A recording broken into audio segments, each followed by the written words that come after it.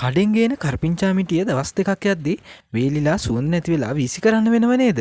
අද මම ඊසි ලේසි එකෙන් කියලා දෙන්නේ කිසිම වියදමක් නැතුව ඔයාගේ කරපිංචා මිටිය දවස් 30ක් යනකම් අදගෙන වගේම නැවුම තියාගන්න පුළුවන් සරලම රහසක් ගැනයි. මේ ක්‍රමය දැනගත්තොත් ඔයා ආයෙත් කවදාවත් කරපුංච වීසි කරන්නේ නැහැ. මුලින්ම ගෙනාපු කරපිංචාතු ටික හොඳට සෝදලා පිරිසුදු කරගන්න. ඊට පස්සේ තියෙන වැදගත්ම දේ තමයි මේකේ වතුර ගතිය සම්පූර්ණයෙන්ම ඉවත් කරන එක. මේ විදියට පිරිසුදු රෙදි කෑල්ලක් උඩ දාලා විනාඩි කිහිපයක් තියන්න. එතකොට වතුර ඔක්කොම වේලිලා යනවා. මතක තියාගන්න වතුර තිබ්බොත් තමයි කරපිංච කුණු වෙන්නේ. දැන් කරපිංචා කොළ ටික අත්ෙන් වෙන් කරලා ගන්න. මේ වගේ වීදුරු බෝතලයක් හරි ප්ලාස්ටික් පෙට්ටියක් හරි අරගෙන ඒකේ පතුලට ටිෂු පේපර් එකක් දාන්න. දැන් ඒ උඩින් කරපිංච කොළ ටික පුරවලා ආයෙත් උඩින් ටිෂු එකකින් වහන්න.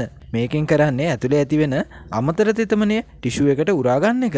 දැන් මූඩිය තදින් වහලා ෆ්‍රිජ් එකේ සාමාන්‍ය කොටසේ තියන්න. දැන් ඔයාට පුළුවන් උයන වෙලාවට විතරක් අහුරක් කරන් පාවිච්චි කරන්න. මාසයක් ගියත් කරපුංච වෙල සුවඳවත් ලස්සන කොළ පාටවත් පොඩ්ඩක්වත් වෙනස් වෙන්නේ නැහැ. සල්ලිත් ඉතුරුයි කරපුංච අපරාධ වෙන්නෙත් නැහැ. ඉතින් මේ ලේසි ක්‍රමය අදම කරලා බලන්න. වීඩියෝ එක ප්‍රයෝජනවත් නම් ලයික් එකක් දාලා යාළුවන්ට ෂෙයා කරන්න. මේ වගේ ජීවිතේ ලේසි කරන තවත් රහස් දැනගන්න ඊසි ලේසි channel එක අදම subscribe කරන්න. ඒ වගේම මතක ඇතුව බෙල් අයිකන් එක ඕල් දාලා තියාගන්න. ඊසි ලේසි ජීවිතේට ලේසි පාඩමක්.